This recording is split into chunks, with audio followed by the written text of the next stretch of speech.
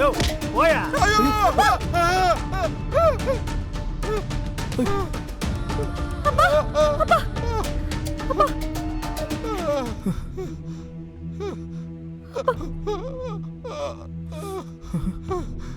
என்ன சார் இப்படி நடந்துக்கிறீங்க? வயசானவரன்னு கூட பார்க்காம கழுத்தை பிடிச்சு தள்ளுறீங்க. வயசானவர்ன்ற திருடுறப்போ தெரியலையா?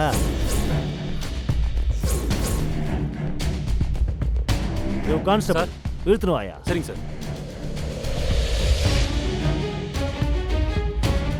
அப்பா எந்திரிமா எந்திரி.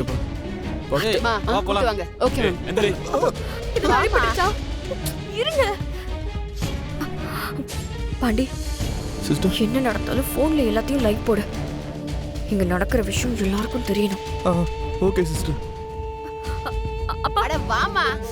வா. யோ வர போயா, விடுங்க. போப்பா சீக்கிரம்.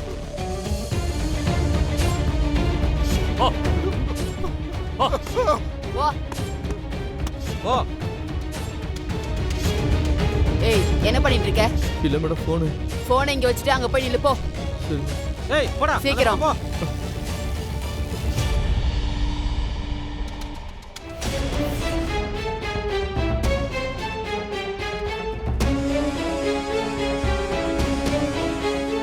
யோ பெருசு, இந்த வயசான காலத்துல உனக்கும் உன் பொண்ணுக்கும் எதுக்கே இந்த தேவையில்லாத வேலை? எதுக்கே பெரிய இடத்துல எல்லாம் கை வைக்கிறீங்க? என்ன சார் சொல்றீங்க? சார் நாங்க எதுவும் பண்ணல சார். யோ 50 சவரன் 50 சவரன் நகை எங்கேயா மறைச்சு வச்சிருக்க?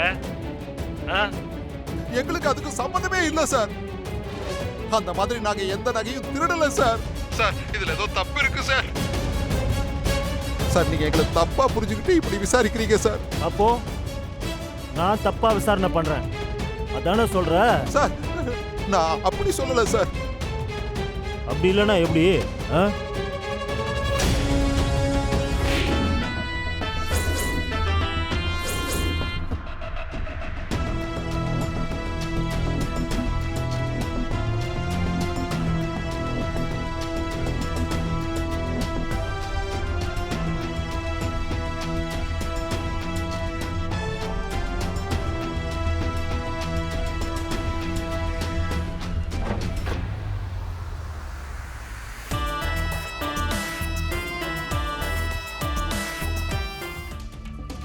இதெல்லாம் நீ சொல்லி தான் நடக்குதா? இந்த வீடியோ இப்ப லைவ்ல போயிட்டு இருக்கு. நீ பொண்ணுங்களை மதிக்க மாட்டேன்னு எனக்கு நல்லா தெரியும். ஆனா அது 4 செவுத்துக்குள்ள உன் வீட்டோட வச்சுக்கோ. அது உன் விருப்பம், அதுல நான் தலையிட மாட்டேன். ஆனா நம்ம கட்சியில ஒரு பொறுப்புல இருந்துகிட்டு வருங்காலத்துல எம்எல்ஏ ஆகணும்னு ஆசைப்படுற நீ இந்த மாதிரி பண்ணிட்டு இருந்தா மக்கள் மத்தியில உனக்கு எப்படி ஆதரவு கிடைக்கும்?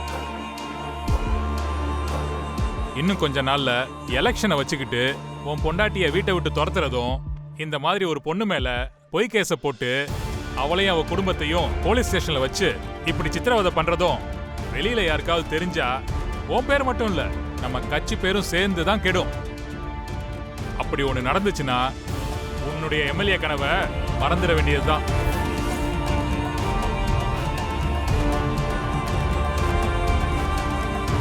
ஒழுங்கா நீ போய் அந்த பொண்ணையும் அவங்க அப்பாவையும் ரிலீஸ் பண்ண சொல்லு.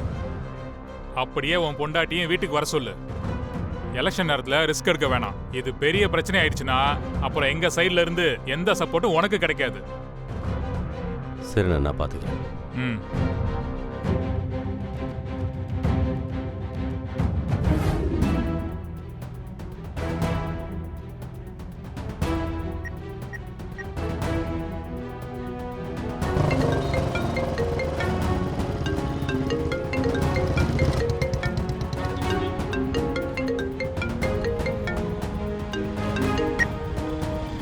சொல்லுங்க அண்ணி. கர்ணா, நம்ம கிருபா மாமாவை எப்படி இந்து ஜெயில உட்கார வச்சாலோ அதே மாதிரி அவளையும் ஜெயில உட்கார வைக்கிறதுக்கு என்கிட்ட ஒரு ஐடியா இருக்கு. என்னன்னு சொல்லு. இந்த இந்து நம்ம வீட்ல வேலைக்காரியா இருந்தப்போ வீட்ல இருந்த 50 சவர நகையை திருடிட்டான்னு போலீஸ்ல கம்ப்ளைண்ட் கொடுப்போம். பரவாயில்ல, நீ கூட நல்லா தான் பிளான் பண்ற. ஆனா இப்ப சொல்ல வேண்டாம். வேலையை முடிச்சிட்டு சர்ப்ரைஸா சொல்லலாம். இதை நான் பாத்துக்கிறேன்.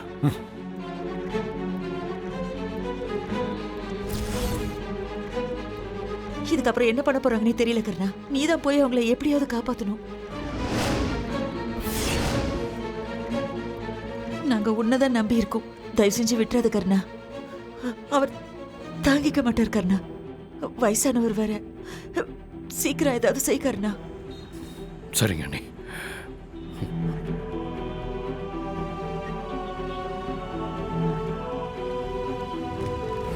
இல்ல வந்தவனா பயந்துட்டான். அப்பவே அவன் மூஞ்சி எல்லாம் மாறிடுச்சு. அண்ணா வணக்கம். வணக்கம் தம்பி. அண்ணா பாக்கறனா என்ன? உங்ககிட்ட கொஞ்சம் தனியா பேசணும்.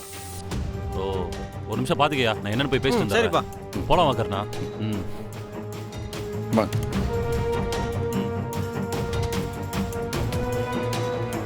என்ன கர்ணா, கிருபான இந்த மாசம் ஏதாவது கட்டிங் கொடுத்து அனுப்பிச்சாரா? கொஞ்சம் தொப்பியை கட்டுறீங்க. கர்ணா என்ன கர்ணா? ஏய் அடங்கு. ஒரு வயசானவன் கூட பார்க்காம அவர் மேல கை வச்சிருக்க. தொலைச்சிடுவேன் தொலைச்சு.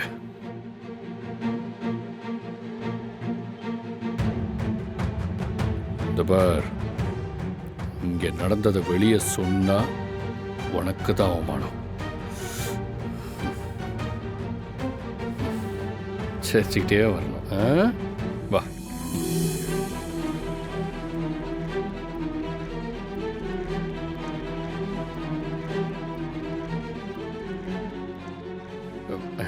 அண்ணே வரட்டுமா?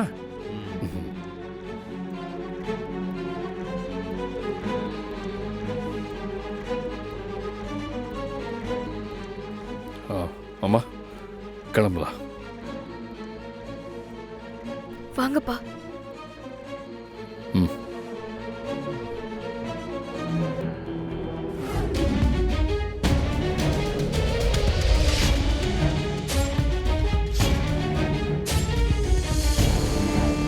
நீ போனதுமே இந்த வீடு இருண்டு போனது மாதிரி இருந்துச்சும்மா. இப்போதாம்மா மனசுக்கு ரொம்ப சந்தோஷமா இருக்கு.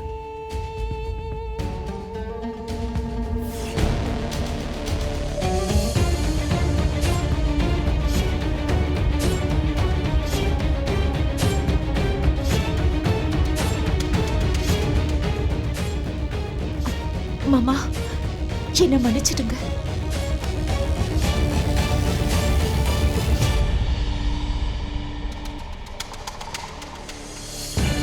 எனக்கு துரோகம் பண்ணவங்களுக்கு என்னைக்கு மன்னிப்பே கிடையாது. இவ்வளவு நாள் இந்த வீட்டில் இந்துன்னு ஒரு வேலைக்காரி மட்டும்தான் இருந்தா. இப்போ அவரோட சேர்ந்து நீயும் ஒரு வேலைக்காரியா இருந்துட்டு போ.